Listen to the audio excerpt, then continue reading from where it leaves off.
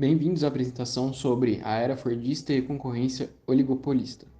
Esse vídeo tem como base o texto de Paulo Bassis Tigre, escrito em 2006, chamado A Gestão da Inovação, a Economia da Tecnologia no Brasil. O capítulo de referência é o capítulo 3, a era fordista e a concorrência monopolística.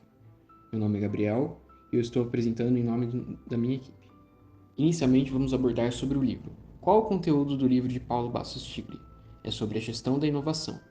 Existem três tópicos grandes, que são as diferentes visões econômicas sobre a tecnologia, em uma visão mais de história do pensamento econômico, para então um segundo tópico sobre inovação e competitividade, incluindo questões como sistemas de inovação, para então é, uma parte sobre gestão da inovação, e aí abordando inclusive diferentes estratégias da gestão da inovação, como inovações organizacionais e até mesmo a economia do conhecimento.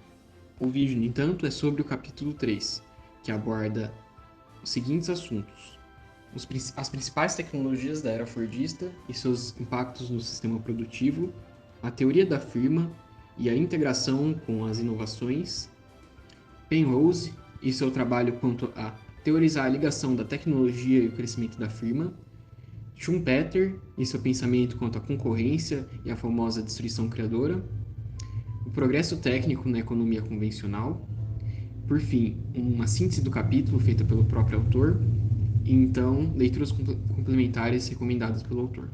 Ao introduzir o capítulo, Tigre realiza um panorama histórico, com as novas trajetórias possíveis da firma e a sua interação com o mercado a partir do século XX. O capitalismo se passa do capitalismo proprietário para se tornar o capitalismo gerencial.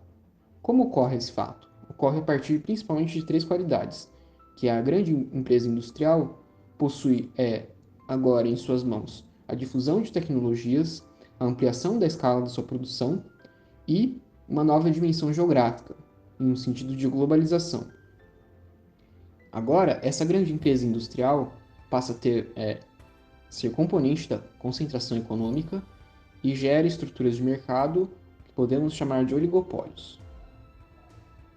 Isso porque um novo modelo de empresa se tornou necessário para gerir a complexidade organizacional das atividades industriais e também, com isso, surge a necessidade de aplicar conhecimentos científicos, devido a altos custos fixos de investimentos, máquinas e equipamentos, que são todos voltados para a produção em massa. No entanto, quais são as condições históricas que permitem a constituição dessas grandes firmas? O autor utiliza as teorias de Chandler, que vai explicar a origem e o crescimento da empresa no capitalismo, a partir de uma cadeia de eventos interligados, dentre os quais existem o cluster de inovação para transporte e comunicação, ou seja, basicamente ferrovias e telégrafo, mas também a dinâmica de competição dessas empresas, que permite uma oportunidade de reduzir custos de transação, além de obtenção de escala e escopo em sua produção, unificação dos mercados devido à internacionalização e à concentração de capitais,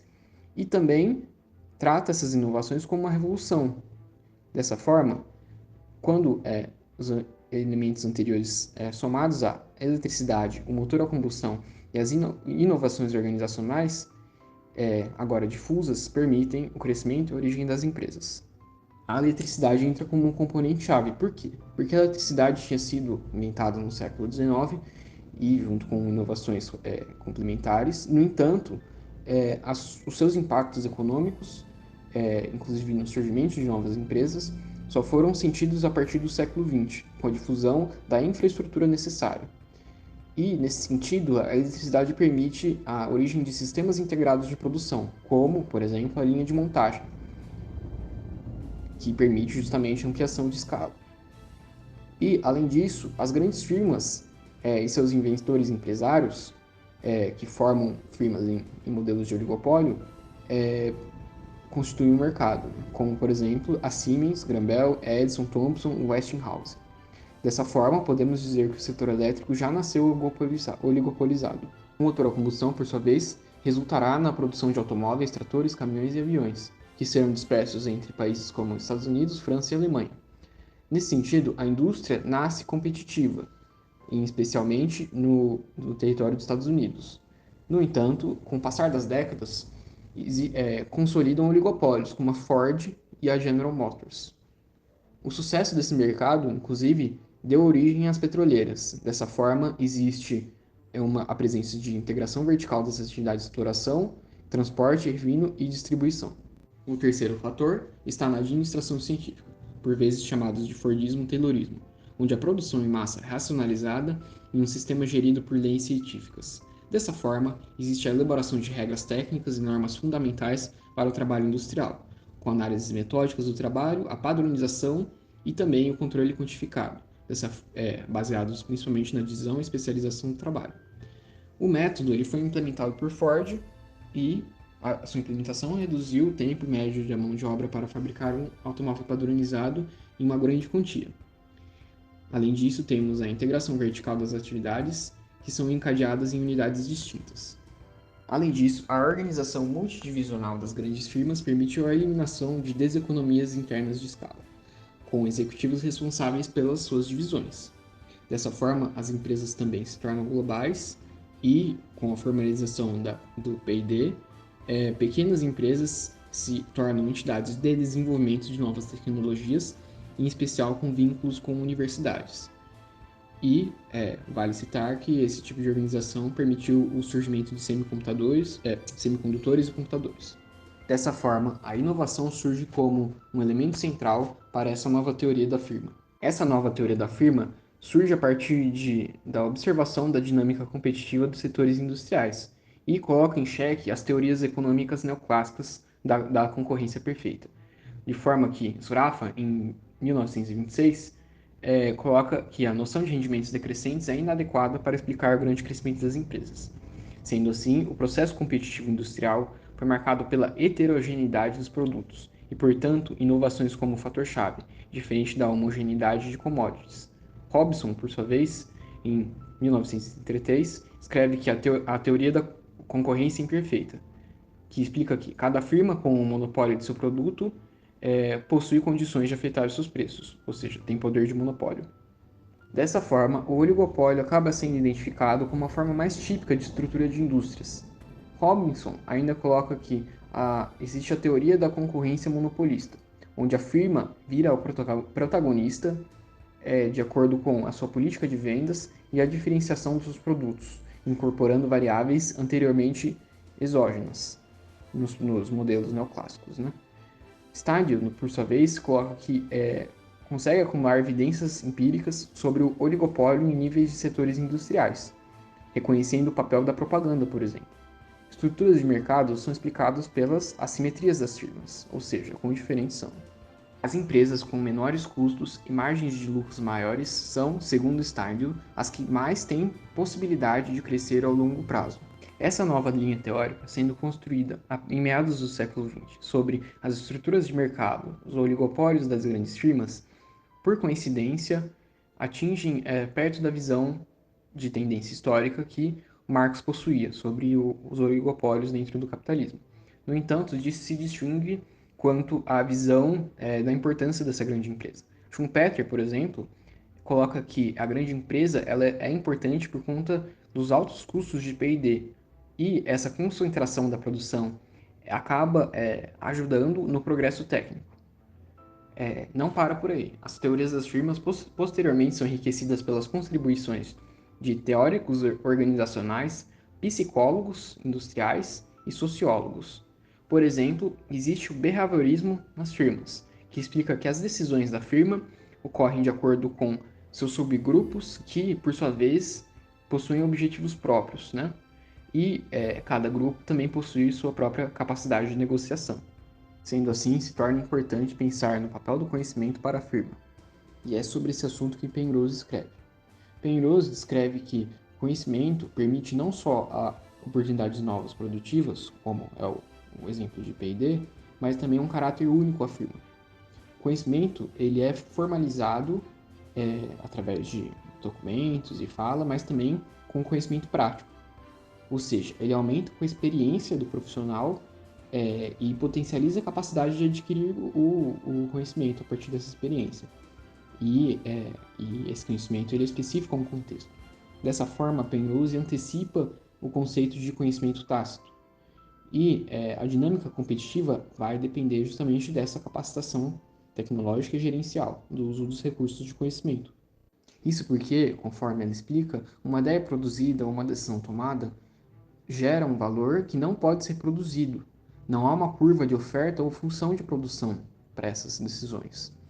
Esses serviços eles não são enquadrados dessa forma, mas, apesar disso, são insumos de produção. Dessa forma, o avanço do conhecimento exerce um papel crucial nas mudanças das variáveis econômicas tradicionais, visto que a firma pode ser vista como uma coleção de recursos, e a capacidade de criação de novos serviços vai depender da capacidade de internalizar esses novos conhecimentos e produzi-los de forma eficiente, né? E, nesse caso, o desenvolvimento da capacitação dos trabalhadores também vai depender dos recursos que eles têm acesso, né?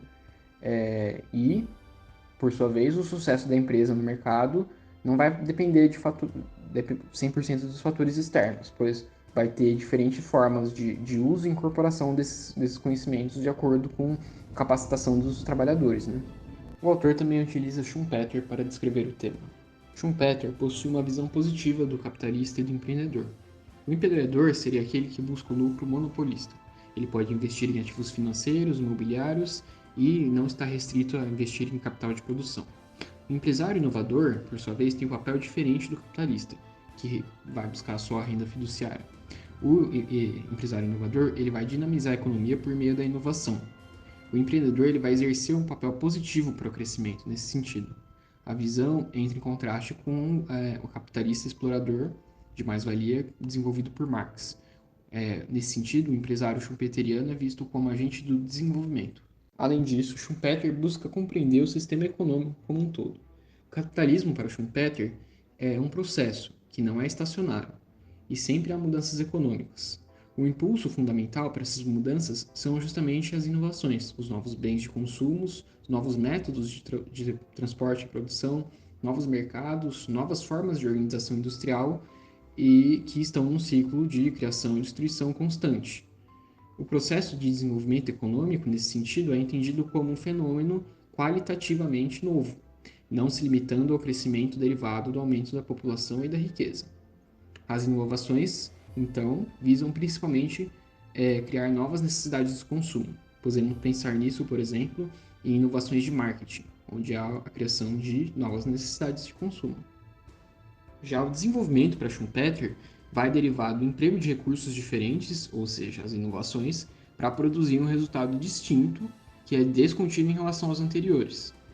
O Schumpeter ele constrói sua teoria a partir da teoria do desenvolvimento com base no conceito de monopólio temporário do inovador. A busca dos empresários por lucros extraordinários vai ser o motor dessa economia. O lucro normal, comum no mercado, de um produto indiferenciado, não vai motivar o investimento capitalista. Nesse sentido, oportunidades de inovação e nessa perspectiva de oferir lucros monopolistas temporários, né, mobiliza justamente o investimento em bens de capital para introduzir novos produtos, serviços, entre outros. Nesse sentido, para Schumpeter, as variáveis que afetam o nível de competitividade estão muito mais em questões qualitativas e esforços de venda em relação ao que seria comum, que é a variável preço, né? O determinante principal, né, é o produto em si, as suas qualidades, e não o tipo de competição também, né, que poderia ser perfeita ou monopolista. Novos produtos, novas tecnologias, novas fontes de suprimento e novos tipos de organização são decisivos. Ou seja, vantagens de custo e de qualidade são decisivas para determinar as margens de lucro e crescimento da firma também. Ao longo do tempo, as inovações resultam em queda de preços e crescimento da produção. A competição schumpeteriana funciona, não somente quando a inovação ocorre, mas também quando ela é feita só como uma possibilidade. Né? Isso também decorre de que Schumpeter reconhece a importância da grande empresa e da concentração de capital para esse progresso técnico. A relação entre oligopólio e progresso técnico é mútua. Por um lado, o processo de diferenciação do produto conduz à expansão e à criação de novos mercados oligopolistas. Por outro lado, os altos custos de P&D são necessários para a sobrevivência de uma empresa dentro de mercados dinâmicos. o que exige a presença dessas grandes empresas, né? Nesse sentido, a concentração deriva de uma tendência do capitalismo de aumentar tanto o tamanho das plantas quanto a unidade de controle. Empresas maiores vão ter benefício da escala de produção, né? E, portanto, são mais competitivas que empresas menores, comparativamente. O que leva ao tema final do texto de Tigre, que é progresso técnico. Buscando compreender o progresso técnico, podemos pensar ainda em termos de neoclássicos.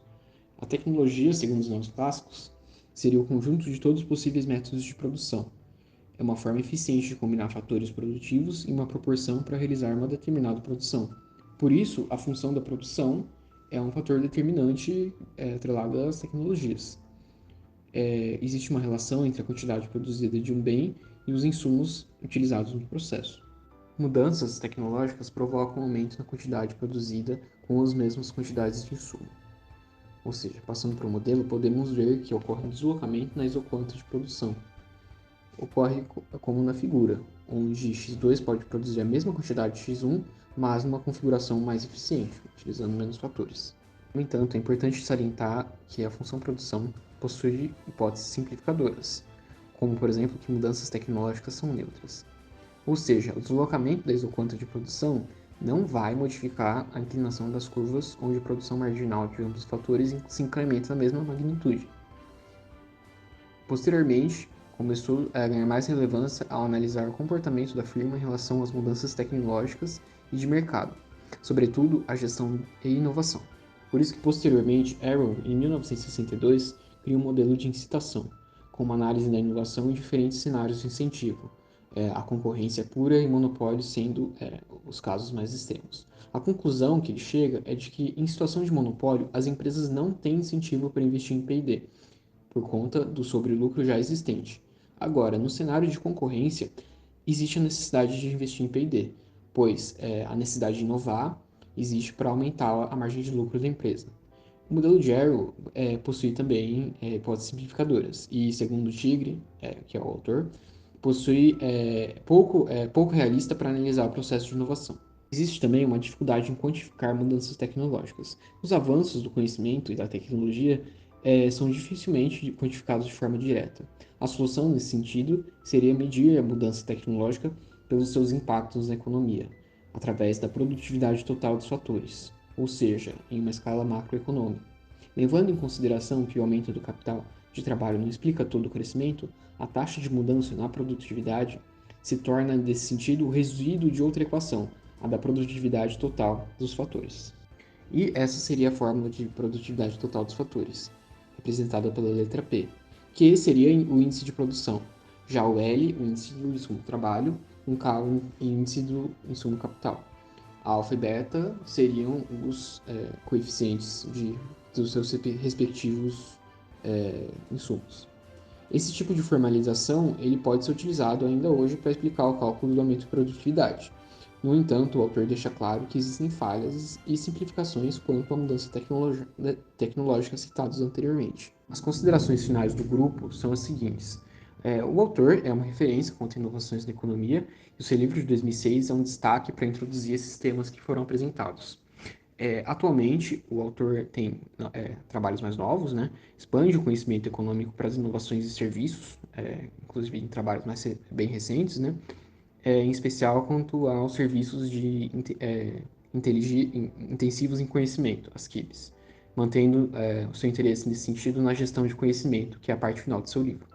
As discussões atuais sobre desenvolvimento, no entanto, podem divergir um pouco da construção de Schumpeter, que é apresentado pelo autor, tendo em vista que essa discussão do Schumpeter seria mais vinculado à discussão ainda de crescimento, e enquanto as discussões mais recentes sobre desenvolvimento vão considerar outros fatores, como, por exemplo, os indicadores de ESG, né, que vão ver os impactos da empresa em sentidos de desenvolvimento também social. Essa foi a nossa apresentação, obrigado e até a próxima.